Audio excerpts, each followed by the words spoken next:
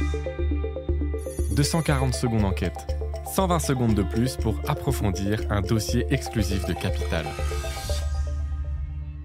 Ce week-end 240 secondes enquête enfile casque et gants et vous emmène à la découverte de Ducati, le célèbre constructeur italien de motos.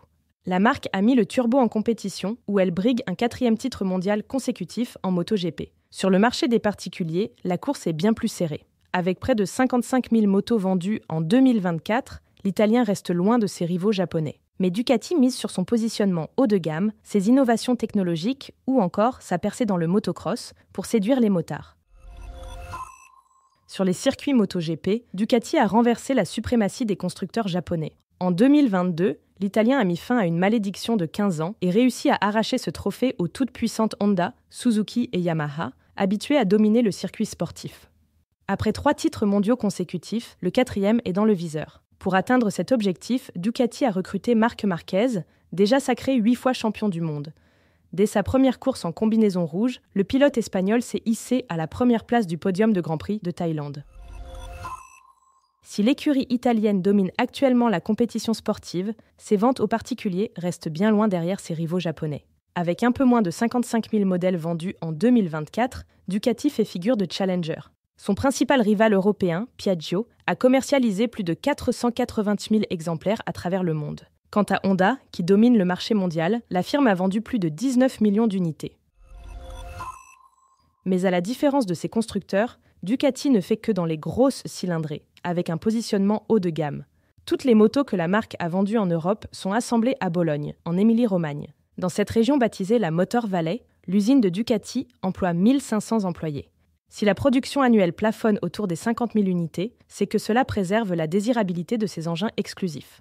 Nous ne nous préoccupons pas trop des volumes, assure Claudio Domenicali, PDG de Ducati.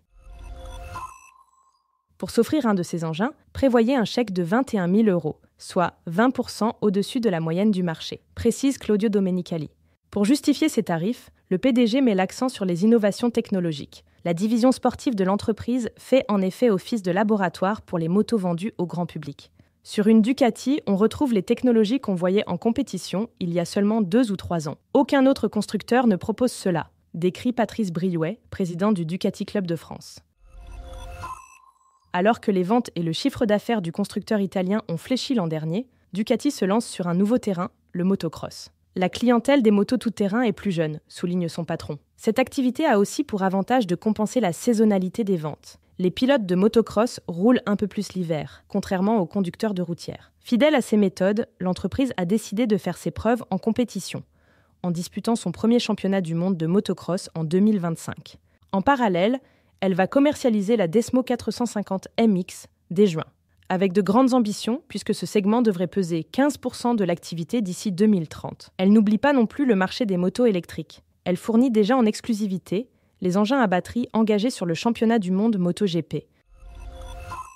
Envie d'en savoir plus sur la stratégie et les ambitions de Ducati ? Rendez-vous sur Capital pour lire l'intégralité de cette enquête pilotée par Simon Chodor.